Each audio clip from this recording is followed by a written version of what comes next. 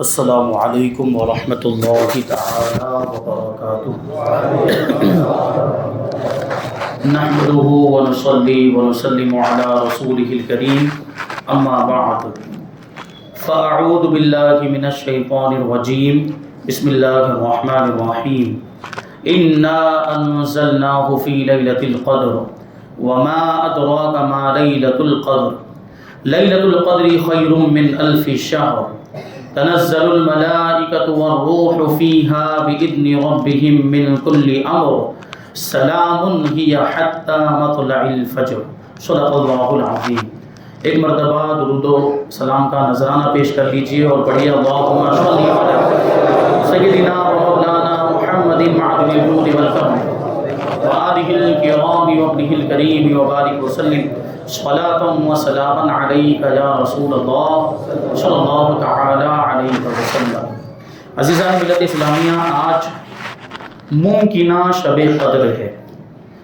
حضور پاک صلی اللہ علیہ وسلم نے ارشاد فرمایا کہ رمضان کے آخری عشرے کی طاق راتوں میں شب قدر کو تلاش کرو۔ آخری 10 دن رمضان المبارک کے، ان 10 دنوں کی طاق راتوں میں سے کوئی بھی رات شب قدر ہو سکتی ہے۔ تو یہ رات بھی 27ویں شب، یہ بھی شب قدر ہو سکتی ہے۔ 21ویں، 23ویں، 25ویں اور 29ویں کو بھی شب قدر ہونے کا امکان ہے، کیونکہ شب قدر کو مخفی رکھا گیا اس کی اہمیت کے پیش نظر، کیونکہ یہ قدر والی رات ہے، بڑا اس کا مقام و مرتبہ ہے، اور اس رات میں اللہ تبارک و تعالیٰ کی خاص رحمتیں نازل ہوتی ہیں۔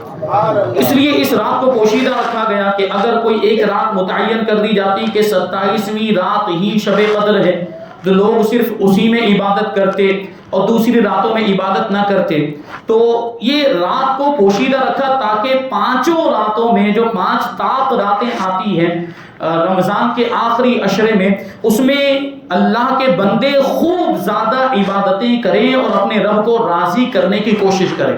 اس لیے اس رات کو پوشیدہ رکھا گیا۔ بعض علماء نے 27ویں رات کو شب قدر کہا ہے اس کی کچھ نشانیوں کو دیکھ کر، اور اس کو ممکنہ شب قدر بتایا ہے، اس لیے اس رات میں ہم زیادہ اہتمام کرتے ہیں، اور اسی رات میں عام طور پر قرآن شریف بھی ختم ہوتا ہے تراویح کے اندر، اس وجہ سے ہم محفلیں بھی منعقد کرتے ہیں۔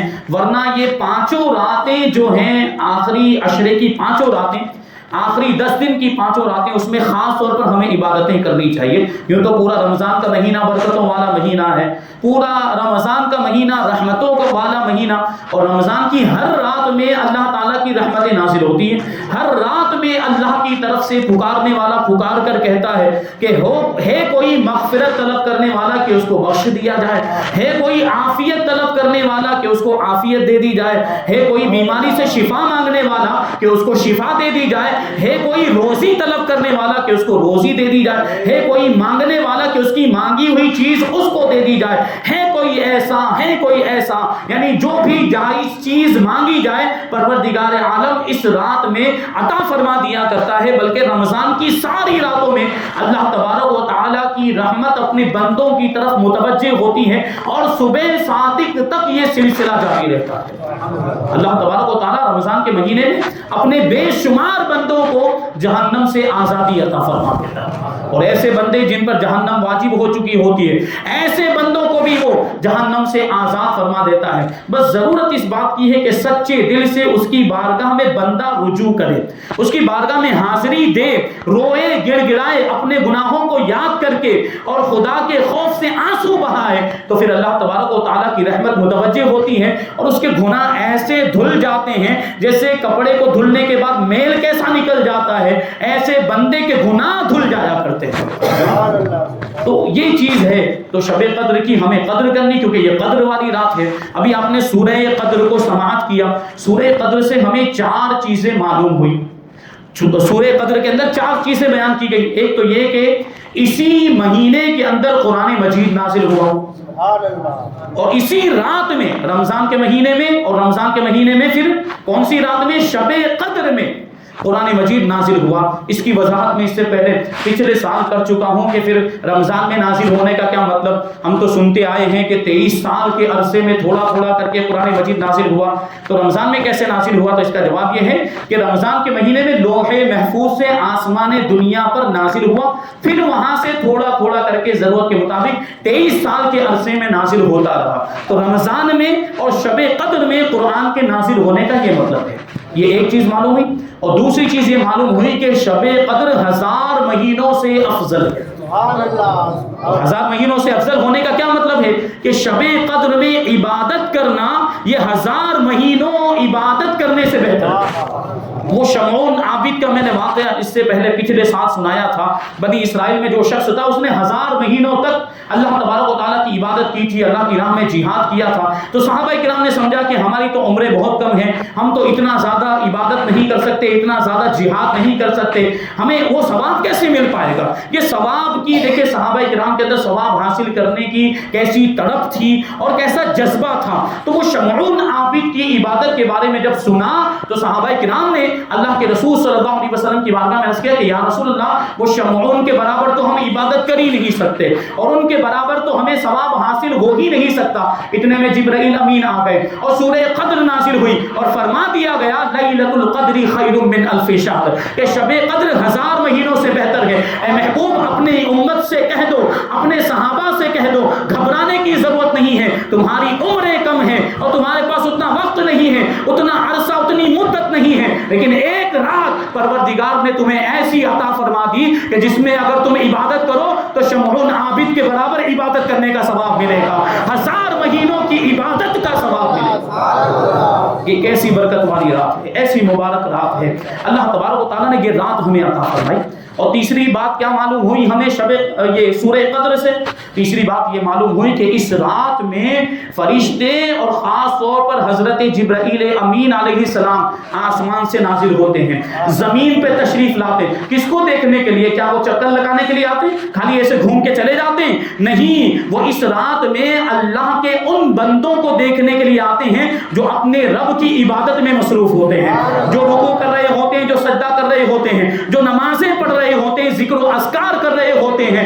اللہ کے ایسے بندوں کو دیکھنے کے لیے فرشتے آسمان سے تشریف لاتے ہیں. اور اس کی وجہ کیا ہے کہ جب اللہ تبارک و تعالیٰ نے انسان کو پیدا کیا اور ارشاد فرمایا کہ میں زمین میں اپنا خلیفہ بنانے والا ہوں، حضرت آدم علیہ السلام کو پیدا کیا، واقعہ بڑے مشہور ہیں. تو فرشتوں نے کیا کہا تھا؟ اے پروردگار، کیا تو ایسے کو اپنا خلیفہ بنائے گا جو زمین میں فساد پھیلائے گا، جو زمین میں خون ریزیاں کرے گا، جنگ و جدال کرے گا، لڑائی جھگڑا کرے گا، ایسے کو قتل و غارت گری کرے گا، کیا ایسے کو اپنا خلیفہ بنائے گا؟ تو پروردگار نے اس وقت کیا ارشاد فرمایا تھا؟ انی اعلم ما لا تعلمون، اے میرے پیارے فرشتوں، جو میں جانتا ہوں وہ تم نہیں جانتے.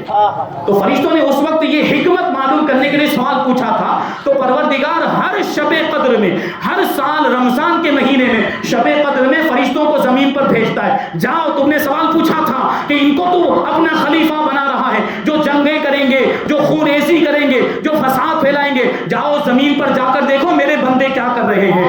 میرے بندے میری عبادت میں مصروف ہیں، میرے بندے ذکر و اذکار میں مصروف ہیں، میرے بندے سجدے کر رہے ہیں، میرے بندے رکوع کر رہے ہیں. میں نے ان کو اس لیے پیدا کیا. تو فرشتوں کو بھیجا جاتا ہے. اور پھر کیا فرمایا؟ سلام ہی حتی مطلع الفجر.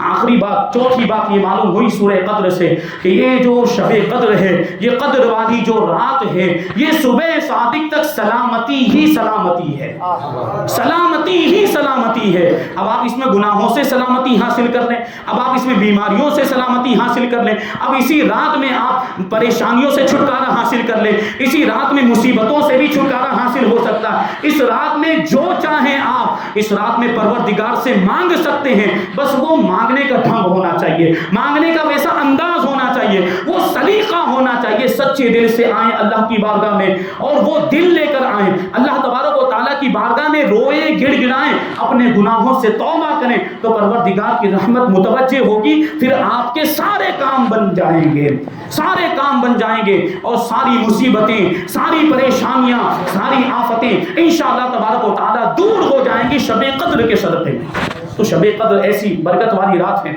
اس رات میں ہمیں کیا کرنا چاہیے؟ اس رات میں کیا گاڑیاں لے کر گھومنا پھرنا چاہیے؟ یہ ہمارے نوجوانوں کے حالات ہیں.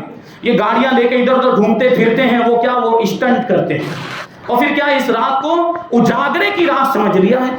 یہ جاگنے کی رات, یہ ہاں جاگنے کی رات ہے, پن کیسے جاگنا ہے؟ کیا بیٹھ کر گپ شپ کرنا ہے یا ادھر ادھر ٹائم پاس کرنا ہے؟ یہ جاگنے کی رات تو ہے, لیکن جاگنا کس میں ہے؟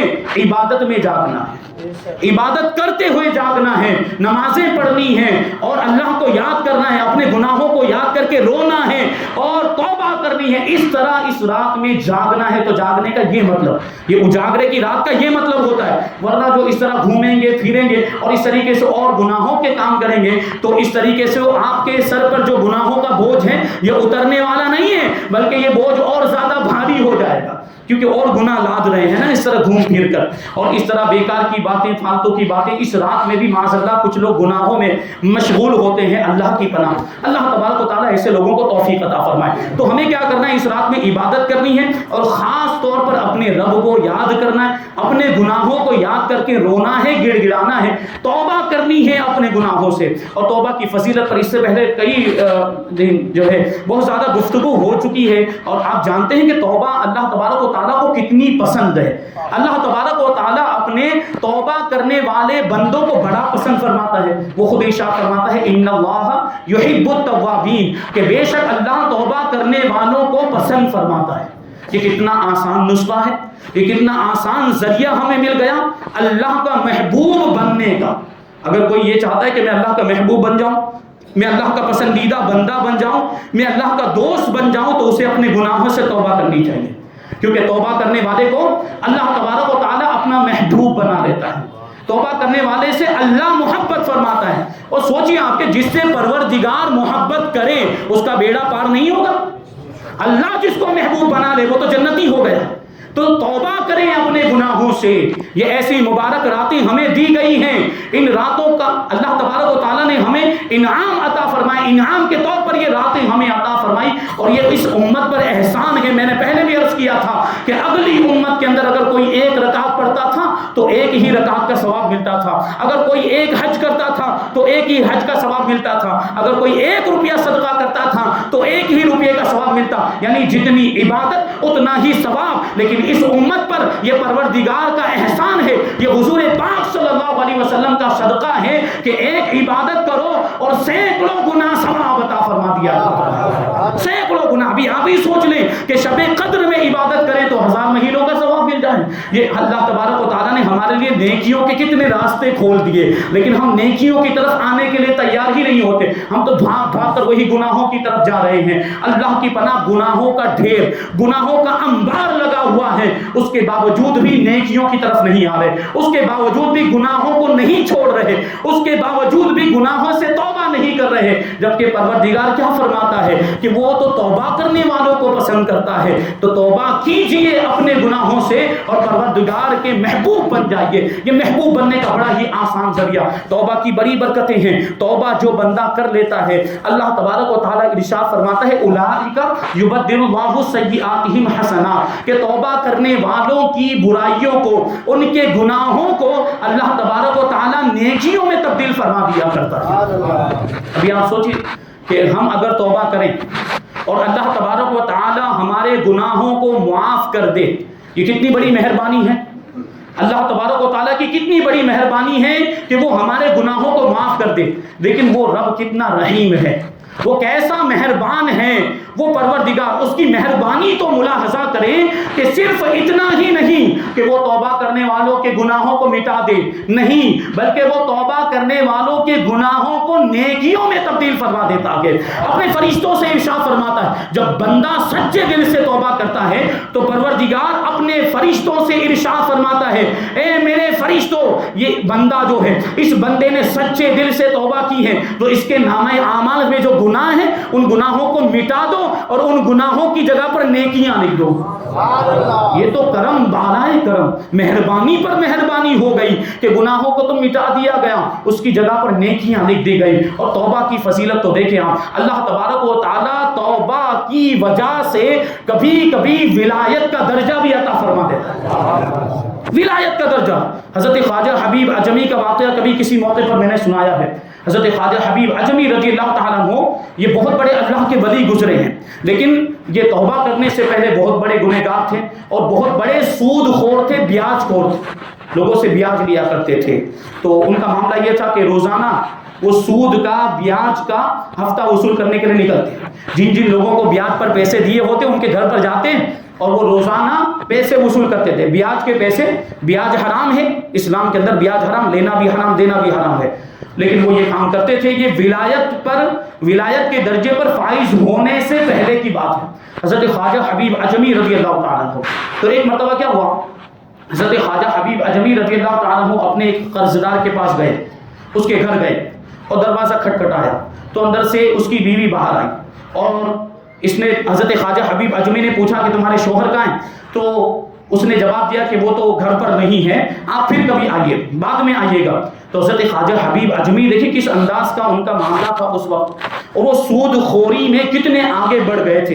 ان کے گناہوں کا معاملہ اس وقت دیکھا، ہم سوچتے ہیں کہ ہم تو بہت بڑے گنہگار ہیں، اللہ تبارک و تعالیٰ کی رحمت کے سامنے ہمارے گناہوں کی کوئی حیثیت نہیں ہے۔ اللہ تبارک و تعالیٰ کے دریائے رحمت میں کسی چیز کی کمی نہیں ہے۔ اس انداز میں مانگ کر تو دیکھیں اور اس انداز میں توبہ کر کے دیکھیں، ان اللہ یغفر الذنوب جميعا، بے شک اللہ تبارک و تعالیٰ سارے گناہوں کو معاف فرما دیا کرتا ہے۔ تو یہ حضرت خواجہ حبیب اعظمی، ان کے گناہوں کا معاملہ یہ کہ گناہوں میں کتنے آگے نکل گئے تھے۔ تو حضرت خواجہ حبیب اعظمی کہتے ہیں کہ نہیں، میں تو اپنے پیسے لے کر جاؤں گا، میں تو اپنا جو ہفتہ ہے وہ ہفتہ لے کر جاؤں گا۔ تو وہ کہنے لگی گھر میں کچھ بھی نہیں ہے، میرے شوہر تو گئے ہوئے ہیں، میں تم کو کہاں سے کچھ بھی لا کر دوں؟ تو انہوں نے کہا کچھ تو ہوگا، چلو روپیہ پیسہ نہیں تو کوئی دوسری چیز ہو وہی دے دو۔ تو بیوی نے کہا، جواب دیا کہ ایک یہ چیز ہمارے یہاں آج ہم نے بکری ذبح کی تھی، بکری کا گوشت تو کھا لیا گیا لیکن بکری کے سری پائے موجود ہیں، اگر آپ کہیں تو وہی لا کے دے دیا جائے۔ تو حضرت خواجہ حبیب اعظمی کہتے ہیں ہاں لا، وہی لا۔ وہ سری پائے سود کے طور پر لے گئے۔ سوچنے جیسی بات ہے کہ وہ بیاج خوری میں کتنے آگے بڑے ہوئے تھے کہ وہ بکری کے پائے اور بکری کا سر لے کر اب وہ چلے گئے، اب اپنے گھر پہنچے اور اپنی بیوی کو انہوں نے وہ سری پائے دیے اور کہا کہ اس کو پکاؤ، اس کا سالن بناؤ۔ تو بیوی کہتی ہے کہ گھر میں وہ روٹی بنانے کے لیے آٹا بھی نہیں ہے اور چولہا جلانے کے لیے لکڑیاں بھی نہیں ہیں، آپ آٹا بھی لے کر آئیے اور کیا لکڑی بھی لے کر آئیے۔ تو حضرت خواجہ حبیب اعظمی اگر چاہتے تو اپنے پیسوں سے لے کر آتے آٹا، اور اگر چاہتے تو اپنے ہی پیسوں سے لکڑی لے کر آتے، لیکن آٹا اور لکڑی بھی سود کے بدلے میں لے کر آئے۔ یہ سود خوری کا ان کا اتنا معاملہ آگے بڑھا ہوا تھا، وہ کسی کے پاس سے پیسے لینے ہوں گے تو اس کی جگہ پر وہ آٹا لے کر آئے اور کسی اور کے پاس سے وہ سود کے پیسوں کے بدلے میں لکڑی لے کر آئے۔ اب یہ چیزیں بھی لا کر اپنی بیوی کو دے دی اور کہا کہ ٹھیک ہے چلو روٹی بھی بناؤ اور یہ سری پائے کا سالن بھی تیار کرو۔ بیوی نے وہ ہانڈی چولہے پر چولہا جلانے کے بعد اس کو چڑھا دیا پکنے کے لیے، تو پکنے میں تھوڑا ٹائم لگتا ہے۔ تو ادھر وہ سالن تیار ہو رہا تھا کہ اتنے میں ایک سائل آیا، ایک مانگنے والا آیا دروازے پر اور کہنے لگا کہ کچھ کھانے کے لیے ہو تو مجھے دے دو۔ وہ مانگنے لگا تو دیکھیے اب یہ جو گنہگار، اس طرح کے جو گنہگار ہوتے ہیں ان کے معاملات، اور خاص طور پر جو لوگ سود خوری میں مبتلا ہوتے ہیں، جو حرام کمائی کھاتے ہیں، ان کا دل سخت ہو جاتا ہے۔ یہ بات ذہن میں رکھیں، جو حرام کا کاروبار کرتے ہیں، جو شریعت جس کام کی اجازت دی اور خاص طور پر سود کے معاملات، بیاج کے معاملات، یہ اس طرح کے جو کاروبار کرتے ہیں ان کی کمائیوں میں سے بھی برکت ختم ہو جاتی ہے اور ان کا دل بھی سخت ہو جاتا ہے۔ تو اس مانگنے والے نے مانگا تو خواجہ حبیب اعظمی نے ڈانٹ کر اس کو بھگا دیا، کچھ نہیں ملے گا، چلا جائے یہاں سے۔ اس کو بھگا دیا، مانگنے والے کو بھگا دیا اور کچھ بھی نہیں دیا۔ حضرت خواجہ حبیب اعظمی کا یہ معاملہ تھا اس وقت۔ اب تھوڑی دیر گزری، بیوی نے سوچا لاؤ دیکھوں، یہ ہوتا ہے نا وہ گھر میں مائیں بہنیں وہ سالن وغیرہ کچھ تیار ہوتا ہے تو تھوڑی تھوڑی دیر میں اس کو کھول کر دیکھتی کہ وہ پک کے تیار ہوا کہ نہیں ہوا۔ حضرت خواجہ حبیب اعظمی رضی اللہ تعالیٰ عنہ کی بیوی اٹھی اور اس چولہے پر جو ہانڈی رکھی ہوئی تھی اس ہانڈی کو دیکھنے کے لیے گئی، لیکن جیسے ہی ہانڈی کا ڈھکن ہٹایا ہے وہ جو منظر دیکھا ان کے ہوش ہو گئے۔ انہوں نے جو ہانڈی کا ڈھکن ہٹایا تو کیا دیکھا، وہ سری پائے خون میں تبدیل ہو چکے تھے۔ اللہ اکبر، وہ سارے سری پائے خون بن چکے تھے۔ اب وہ عورت وہ جلال میں آئی، عورت کے معاملات ایسے ہیں۔ اب اس نے اپنے شوہر کو للکارا، اور یہ بات آپ ذہن میں رکھیں کہ کہ جب گھر کی عورت سدھر جاتی ہے نا تو پورا گھر سدھر جاتا ہے. ابھی تک تو وہ برداشت کر رہی ہوگی کہ یہ سود کے معاملات کے بیاج کا پیسہ لا لا کے ہمیں کھلا رہے ہیں, لیکن جب یہ واقعہ پیش آیا کہ وہ سری پائے خون میں تبدیل ہو گئے تو حضرت خواجہ حبیب عجمی کی بیوی نے للکارا اور للکار کر کہا کہ کب تک لوگوں کا خون ہمیں پلاتے رہیں گے اور کب تک یہ حرام کی کمائی ہمیں کھلاتے رہیں گے, اب تو سدھر جائیں اور اب تو اپنے گناہوں سے توبہ کر لیں. اب کیا ہوا, چوٹ لگی دل پر. بیوی نے جب للکارا اور بیوی نے اس انداز میں جب ڈانٹا ہے تو آپ کے دل پر چوٹ لگی اور توبہ کرنے کا ارادہ بنایا. اب توبہ کرنے کے ارادے سے نکلے. حضرت خواجہ حبیب عجمی رضی اللہ تعالیٰ عنہ, دیکھیے ابھی تک ولایت کے درجے پر فائز نہیں ہوئے, اب گلی سے جا رہے ہیں تو گلی کوچوں میں بچے کھیلتے ہیں, کچھ بچے کھیل رہے تھے. حضرت خواجہ حبیب عجمی رضی اللہ تعالیٰ عنہ وہاں سے گزرے تو بچوں نے جیسے ہی حضرت خواجہ حبیب عجمی کو دیکھا سب بھاگنے لگے. بچے بھاگنے لگے اور کیا کہتے ہوئے جا رہے ہیں بچے یہ کہتے جا رہے ہیں, بھاگو بھاگو, حبیب سود خور آ رہا ہے, حبیب بیاج خور آ رہا ہے کہ کہیں اس کا سایہ ہم پر نہ پڑ جائے ورنہ ہم بھی اس کے جیسے ہو جائیں گے. بچے بھی بھاگ رہے تھے تو حضرت خواجہ حبیب عجمی کے دل پہ اور چوٹ لگی اور اللہ کی بارگاہ میں عرض کرتے ہیں, اے پروردگار تو نے میرا حال بچوں پر بھی کھول دیا, بچے بھی میری برائی کر رہے ہیں اور بچے بھی میرے سائے سے بھاگ رہے ہیں, میں اتنا برا ہوں, میں اتنا بڑا گنہگار ہوں. اور زیادہ چوٹ لگی اور آگے بڑھے. یہ جو زمانہ تھا یہ حضرت خواجہ حسن بصری رضی اللہ تعالیٰ عنہ کا زمانہ تھا. حضرت خواجہ حبیب عجمی رضی اللہ تعالیٰ عنہ حضرت خواجہ حسن بصری کی بارگاہ میں پہنچے. اس وقت حضرت خواجہ حسن بصری رضی اللہ تعالیٰ عنہ آیت کریمہ الم یأنی للذین آمنوا ان تخشع قلوبہم لذکر اللہ, کہ کیا ایمان والوں کے لیے وہ وقت نہیں آیا کہ ان کے دل اللہ کے ذکر کے لیے جھک جائیں, یعنی ان کے دلوں میں اللہ کا خوف پیدا ہو جائے. کیا ایمان والوں کے لیے وہ وقت نہیں آیا؟ اسی آیت کریمہ کی تفسیر بیان کر رہے تھے حضرت خواجہ حسن بصری رضی اللہ تعالیٰ عنہ, اور بڑی برمحل تھی یہ آیت کریمہ کیونکہ حبیب عجمی بھی تو توبہ کرنے کے لیے آ رہے تھے اور اس آیت کریمہ میں بھی اس کا ذکر ہے کہ ایمان والوں کے لیے وہ وقت نہیں آیا کہ ان کے دلوں میں خدا کا خوف پیدا ہو جائے, وہ اپنے گناہوں سے توبہ کریں. حضرت خواجہ حبیب عجمی حضرت حسن بصری رضی اللہ تعالیٰ عنہ کی بارگاہ میں حاضر ہوئے, روتے ہوئے گڑ گڑاتے ہوئے عرض کرتے ہیں کہ میں بہت بڑا گنہگار ہوں, میں بہت بڑا سود خور ہوں, میں بہت بڑا بیاج خور ہوں, میں نے لوگوں کا مال حرام طریقے سے کھایا ہے, کیا میری توبہ قبول ہوگی؟ تو حضرت خواجہ حسن بصری ارشاد فرماتے ہیں کہ یہ تو کم ہے, اگر اس سے بھی زیادہ گناہ ہوتے پروردگار اس کو بھی معاف فرما دیتا. شرط یہ ہے کہ سچے دل سے توبہ کی جائے. تم سچے دل سے توبہ کرو گے اللہ تبارک و تعالیٰ تمہارے سارے گناہوں کو معاف کر دے گا. حضرت خواجہ حبیب عجمی کہتے کہ ہاں میں سچے دل سے توبہ کرتا ہوں اور مجھے کیا کرنا پڑے گا؟ حضرت خواجہ حسن بصری کہتے ہیں کہ جن جن کا مال تم نے لیا ہے ان سب کو واپس کر دو. حضرت خواجہ حبیب عجمی نے سارا مال جن کے پاس سے بیاج کے طور پر لیا تھا وہ سب کو واپس کر دیا اور اس کے بعد جو کچھ بچا تھا وہ مال بھی اللہ کی راہ میں خرچ کر دیا, وہ مال بھی اللہ کی راہ میں خرچ کر دیا. اب کیا ہوا؟ اب توبہ کر لی.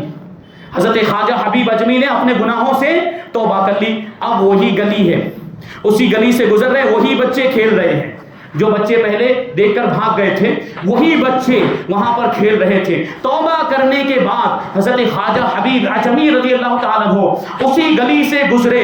انہی بچوں نے اب حضرت خواجہ حبیب عجمی کو دیکھا تو اب آپس میں کیا کر رہے ہیں, ارے دیکھو دیکھو حبیب اللہ کا بندہ آ رہا ہے, حبیب آ رہا ہے جس نے اپنے گناہوں سے توبہ کر لی ہے, آؤ اس کے قریب ہو جائیں اور اس کے ہاتھوں کا بوسہ لے لیں کہ اللہ کی جو رحمتیں توبہ کرنے کی برکت سے اس پر نازل ہو رہی ہے وہ رحمتیں ہم پر بھی نازل ہو جائیں. کیسی تبدیلی آئی؟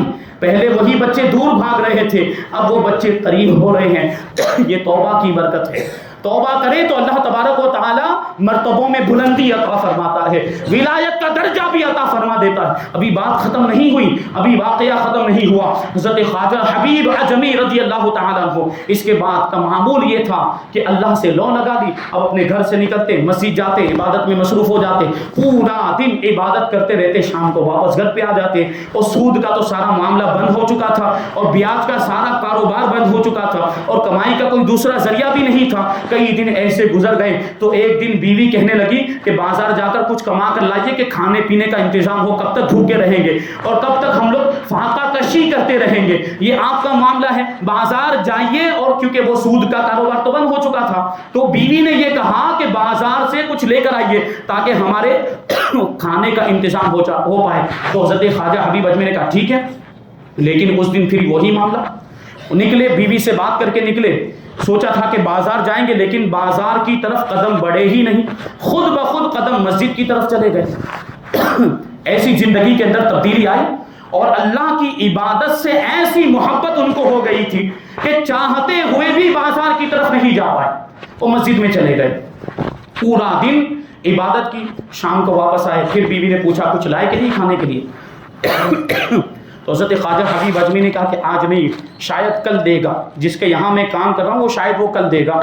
دوسرے دن پھر وہی معاملہ، دوسرے دن پھر بازار کے بجائے مسجد میں چلے گئے اور شام کو واپس آئے، پھر بیوی نے وہی پوچھا تو وہی جواب دیا۔ تیسرے دن بھی یہی معاملہ ہوا، تیسرے دن پھر بیوی نے پوچھا تو کیا جواب دیتے ہیں؟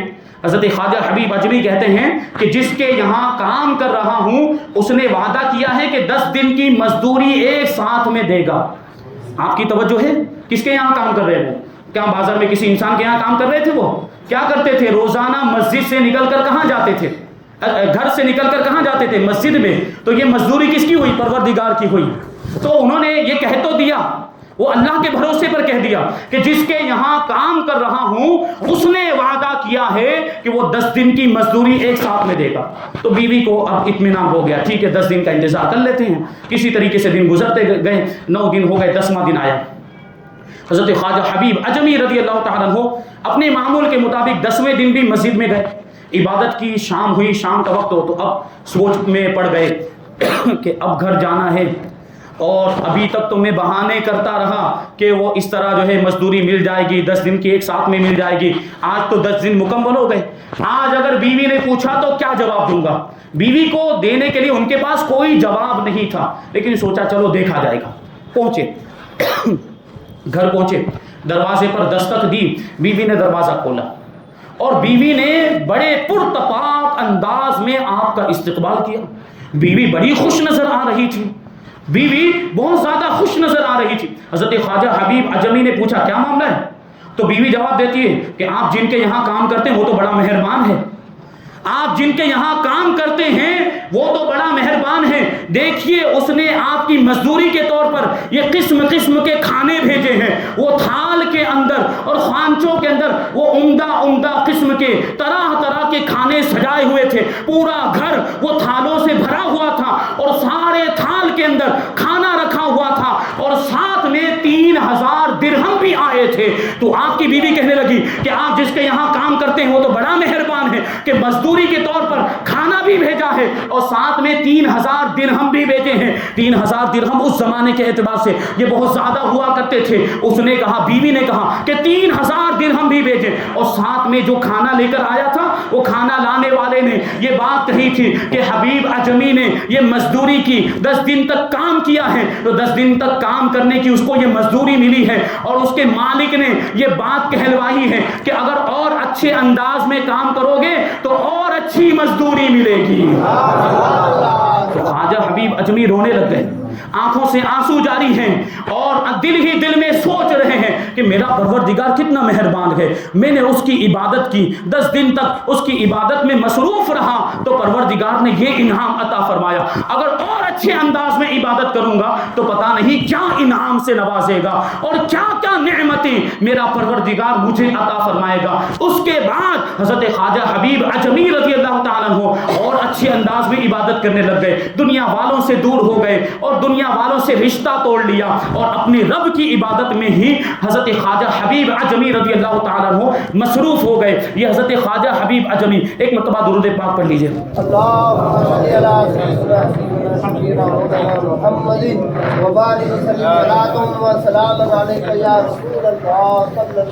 اس واقعے کا آخری حصہ حضرت خواجہ حبیب اجمی، دیکھیے توبہ کی برکت سے کتنا بلند مقام ملا۔ ایک مرتبہ اب سوچیں آپ، حضرت خواجہ حبیب اجمی خواجہ حسن بصری کے مرید ہیں اور خلیفہ بھی ہیں۔ عام طور پر پیر کا مرتبہ بڑا ہوتا ہے کہ نہیں ہوتا ہے؟ پیر کا مرتبہ بڑا ہوتا ہے، لیکن کبھی کبھی ایسا ہوتا ہے کہ کسی مخصوص معاملے میں، کوئی ایک خاص چیز میں مرید پیر سے آگے بڑھ جاتا ہے۔ کبھی ایسا ہوتا ہے، عام طور پر پیر کا مرتبہ بڑا ہوتا ہے، یقیناً حضرت خواجہ حسن بصری کا مرتبہ حضرت خواجہ حبیب اجمی سے بڑا ہے، لیکن ایک واقعہ، یہ توبہ کی برکت سے حضرت خواجہ حبیب اجمی کو کیا مرتبہ ملا وہ آپ کو سننا ہے، وہ سماعت کرنا ہے۔ ایک مرتبہ ایسا ہوا کہ حضرت خواجہ حسن بصری رضی اللہ تعالیٰ عنہ کہیں باہر تشریف لے گئے، جنگل میں شکار کرنے کے لیے یا کسی اور کام سے۔ جب واپس آئے مغرب کا وقت تھا، تو کیا دیکھا، مسجد میں جب پہنچے تو حضرت خواجہ حبیب اجمی مغرب کی نماز پڑھا رہے تھے۔ عام طور پر حضرت خواجہ حسن بصری نماز پڑھایا کرتے تھے، لیکن اس دن چونکہ وہ موجود نہیں تھے، حضرت خواجہ حسن بصری موجود نہیں تھے، آپ کہیں گئے ہوئے تھے، تو حضرت خواجہ حبیب اجمی نماز پڑھانے کے لیے کھڑے ہو گئے۔ اور حضرت حبیب اجمی، ان کے نام کے ساتھ اجمی لگتا ہے، اس پر بھی غور کریں۔ اجمی کا مطلب ہوتا ہے عرب کے علاوہ دوسرے کسی ملک کا رہنے والا۔ ہم بھی اجمی، ہم ہندوستان کے رہنے والے، ہم عرب کے رہنے والے نہیں ہیں، ہم اجمی ہیں۔ اور ظاہر سی بات ہے، عرب کے لوگ جس انداز میں قرآن شریف پڑھتے ہیں وہ دوسرے لوگ اس انداز میں نہیں پڑھ پاتے۔ ہم اپنے اعتبار سے کوشش کرتے ہیں، جیسا شریعت نے حکم دیا ویسا پڑھنے کی ہم کوشش کرتے ہیں۔ تو حضرت خواجہ حسن بصری رضی اللہ تعالیٰ عنہ جب مسجد میں آئے تو دیکھا کہ حضرت خواجہ حبیب اجمی نماز پڑھا رہے ہیں، تو حضرت حسن بصری نے سوچا کہ یہ تو عجم کا رہنے والا ہے، پتہ نہیں قرآن شریف صحیح پڑھتا ہوگا کہ نہیں پڑھتا ہوگا، اس کا تلفظ صحیح ہوگا کہ نہیں ہوگا، وہ مخرج صحیح ادا کرتا ہوگا کہ نہیں ادا کرتا ہوگا۔ دیکھیں، اس سے ایک بات ہمیں کیا پتا چلی کہ جس کے پیچھے ہم نماز پڑھ رہے ہوں وہ صحیح طور پر قرآن شریف پڑھنا جانتا ہو، یہ شرط ہے، ضروری ہے۔ حضرت خواجہ حسن بصری کے عمل سے ہمیں یہ پتا چلا، اور یہ بھی بات پتا چلی کہ قرآن شریف کو صحیح پڑھنا، صحیح تلفظ کے ساتھ پڑھنا اور مخرج کے ساتھ پڑھنا کتنا ضروری ہے۔ حضرت خواجہ حسن بصری نے یہ سوچا کہ یہ حبیب عجم کا رہنے والا ہے، پتہ نہیں اس کو قرآن شریف صحیح طور پہ پڑھنا آتا بھی ہوگا کہ نہیں ہوگا۔ آپ نے ان کے پیچھے نماز نہیں پڑھی، الگ اپنی جا کر انہوں نے نماز پڑھ لی۔ حضرت حسن بصری رضی اللہ تعالیٰ عنہ نے، بات یہاں پہ ختم نہیں ہوئی، حضرت خواجہ حسن بصری رضی اللہ تعالیٰ عنہ اس رات کو سوئے تو وہ کہتے ہیں کہ آنکھیں سوئی لیکن نصیبہ بیدار ہو گیا، اور خواب میں پروردگار کا دیدار ہوا، اللہ تبارک و تعالیٰ کا دیدار ہوا۔ یہ خواب میں دیدار ہونا ممکن ہے، اللہ تبارک و تعالیٰ کا دیدار خواب میں ہونا ممکن ہے۔ حضرت خواجہ حسن بصری رضی اللہ تعالیٰ عنہ نے پروردگار کو دیکھا تو پروردگار کی بارگاہ میں عرض کرتے ہیں، اے پروردگار، مجھے زندگی میں کبھی ایسا موقع عطا فرما کہ میں تیری رضا حاصل کر لوں، میں تیری خوشنودی حاصل کر لوں، یعنی تو مجھ سے راضی ہو جائے، ایسا موقع مجھے عطا فرما۔ تو اللہ تبارک و تعالیٰ کی طرف سے کسی پکارنے والے نے پکار کر کہا کہ اے حسن بصری، آج ہی وہ موقع تمہیں دیا گیا تھا۔ توجہ ہے، آج ہی وہ موقع تمہیں دیا گیا تھا۔ حضرت حسن بصری پروردگار کی بارگاہ میں عرض کرتے ہیں، پروردگار کون سا موقع، آج ہی مجھے کون سا موقع دیا گیا تھا کہ میں تیری رضا حاصل کر لیتا، میں تیری خوشنودی حاصل کر لیتا۔ تو پروردگار کی طرف سے ندا دینے والے نے ندا دی، آواز دینے والے نے آواز دیتے ہوئے کہا کہ آج مغرب کی نماز حبیب اجمی پڑھا رہے تھے، اگر ان کے پیچھے آپ نے مغرب کی نماز پڑھ لی ہوتی تو تمہیں ہماری رضا حاصل ہو جاتی۔ یہ مرتبہ ہے حبیب اجمی کا۔ اور کہ پیر صاحب بھی دیکھیے، پیر صاحب کو بھی کہا جا رہا ہے پروردگار کی بارگاہ سے کہ حبیب اجمی کے پیچھے اگر نماز پڑھی ہوتی تو تمہیں ہماری رضا حاصل ہو جاتی، ہماری خوشنودی حاصل ہو جاتی۔ یہ کیا ہے؟ یہ توبہ کی برکت ہے۔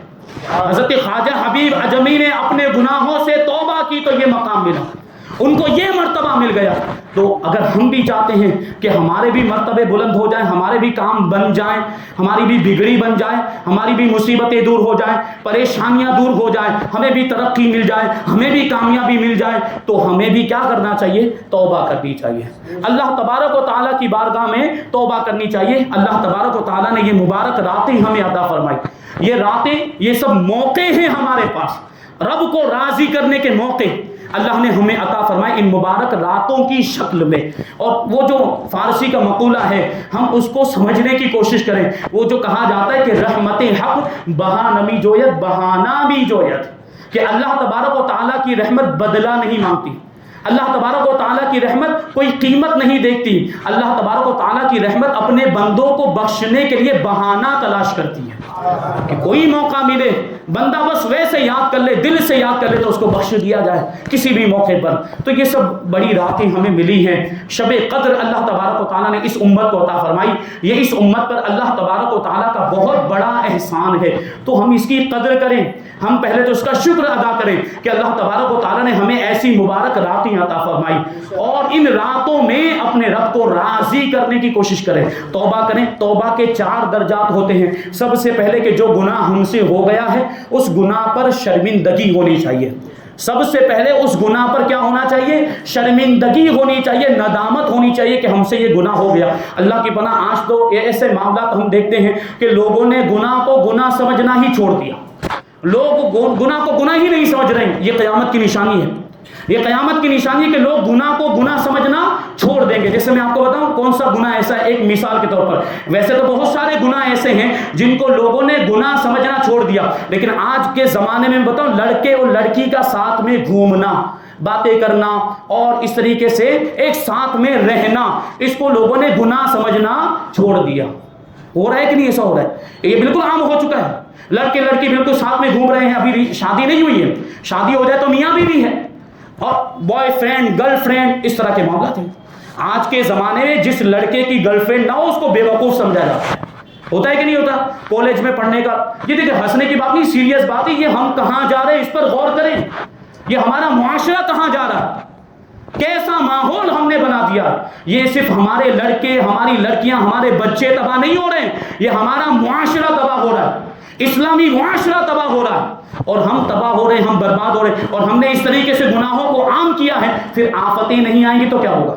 پھر بلائیں مصیبتیں نہیں آئیں گی تو کیا ہوگا؟ پھر مسلمانوں کا قتل عام نہیں ہوگا تو کیا ہوگا؟ 17 پولیس والوں کی موجودگی میں عتیق اور اشرف کو گولی نہیں ماری جائے گی تو کیا ہوگا؟